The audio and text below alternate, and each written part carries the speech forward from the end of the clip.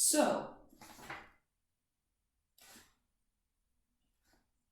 you're here to consult about a mastectomy, but you have no therapist records, no diagnosis of gender identity disorder, no diagnosis of gender dysphoria, and you're not on testosterone, and you're married to a man?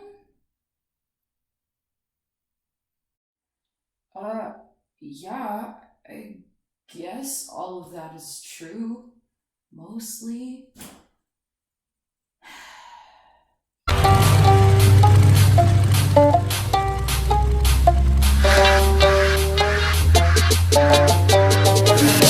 انت معلم واحنا منك نتعلم. I think the thing about transmedicalism is that it doesn't leave space for everybody whom gender leaves out.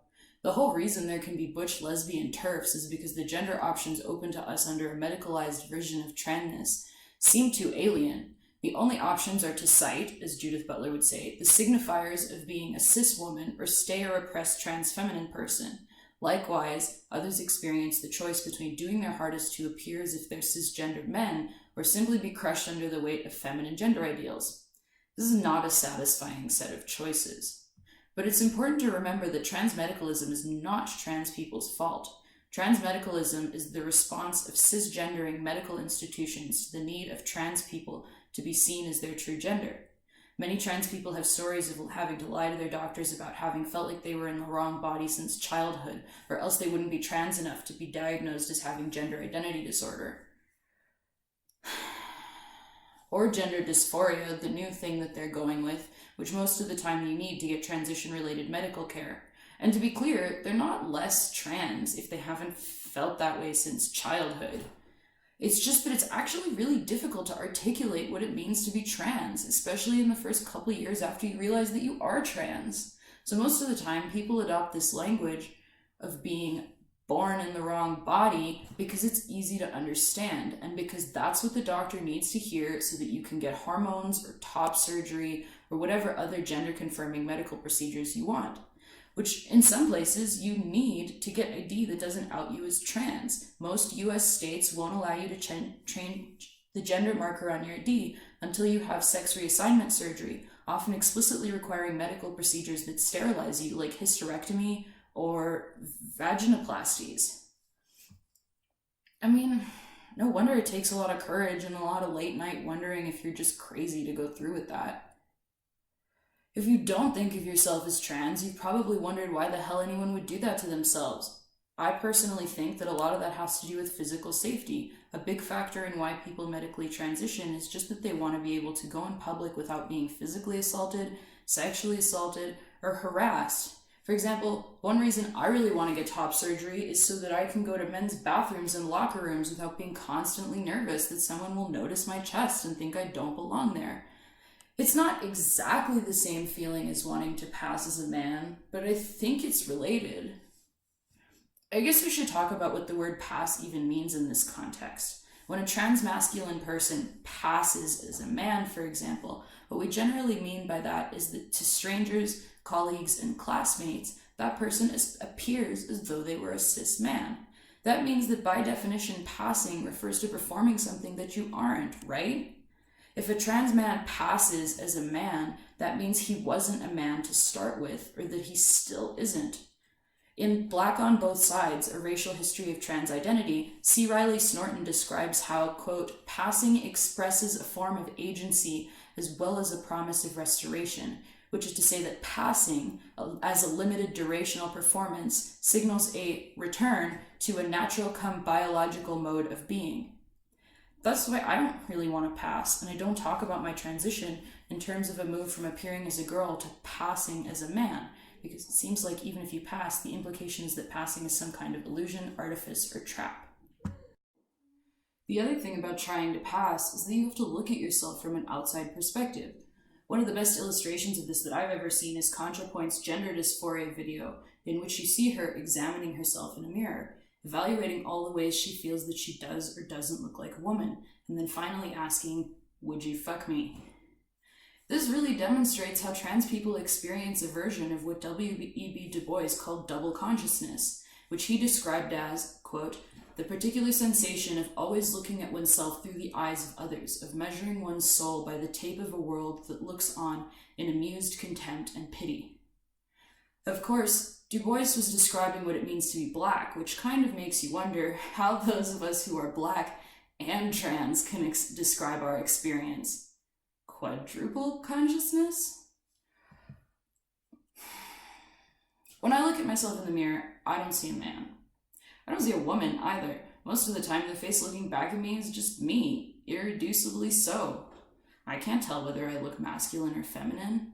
To me, it changes from day to day, based on my haircut, my style of dress, my ambient level of dysphoria, and yeah, whether I happen to be binding or wearing a sports bra that day. Basically, my body is a blank slate that just reflects my own emotion at the time. But a trans person invested in the idea of passing can't stop there. If you want to be perceived as if you were a cisgender man, you have to constantly compare your appearance to the ideal of a cis man. But what is that ideal anyway? I think it probably goes without saying that not all cis men are 6 feet or taller. They don't all have deep voices, flat chests, facial hair, rippling abs, and bulging muscles. And yet that's the standard trans men often try and meet. The catalog of sex reassignment procedures that transmasculine folks often get includes mastectomy, which is having breast tissue removed and reformed to look more like muscle and less like fat, testosterone, the main side effect of which are a deeper voice, being able to build muscle faster, and facial and body hair, hysterectomy, that's the sterilization I mentioned earlier, and shin extension surgery, an excruciating procedure after which, if you're lucky, you might end up 2 to 6 inches taller. Clearly, the goal of a medical transition is not to look like Danny DeVito. But why? He's a cis man, isn't he? I think what this shows is that passing as a man is more about matching up with some kind of ideal rather than actually displaying characteristics that are common to cis men. The problem is that ideals are by definition non-existent. The ideal of what men look like has a lot less to do with what the average guy looks like and more about the men that we hold up as ideals and what they look like. When you think about the ideal of a man, it's likely that you think of a Greek statue or Chris Hemsworth or some other model of a white, muscular, tall man. If you're a cis dude watching this, think about how well you would measure up to that metric. Are you 6 feet tall? Do you have rippling abs? Do you have a chiseled jawline? Whatever that means. Probably not. Certainly, the number of people who show all of those characteristics is pretty small, especially when you compare everyone in the world to that standard. So why the hell would anyone want to pass? Like I mentioned before, one reason is physical safety, being able to be in public without being clocked as a gender non-conforming person and thus being vulnerable to harassment and violence.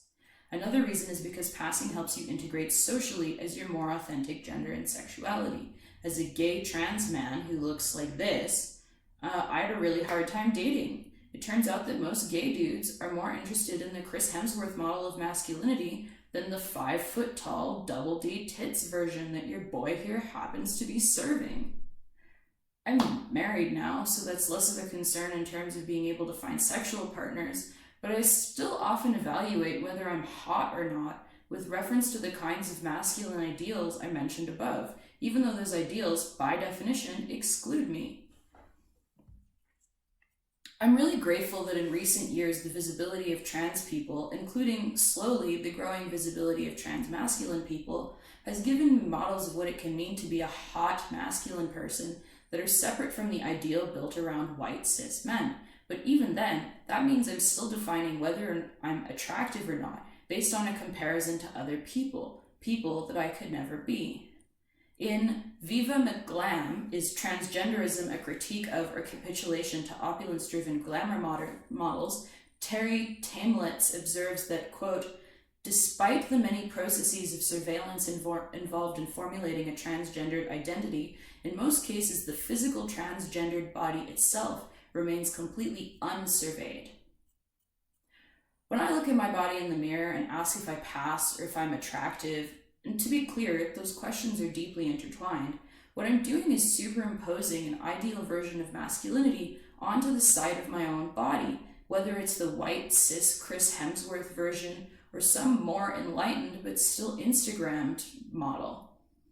Is it any wonder then that my own messy, sedentary, transgender body never seems to fit the bill? I started out this rant talking about transmedicalism, and I think that's still what I'm talking about. Only, like, transmedicalism in a broader sense.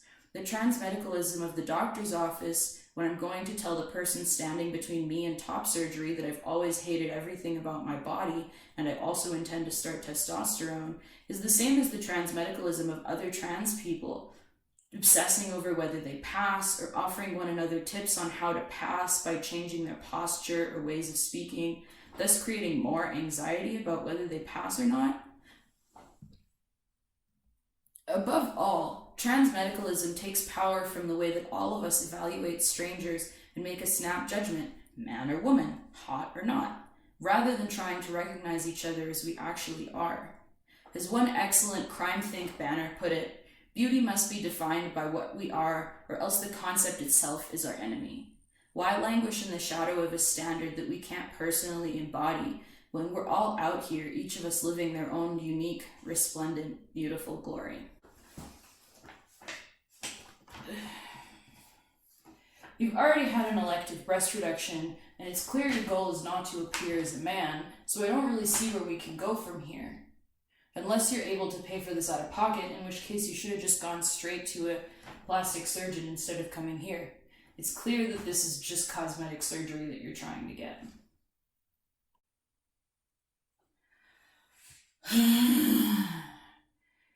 Ich bit om kidda.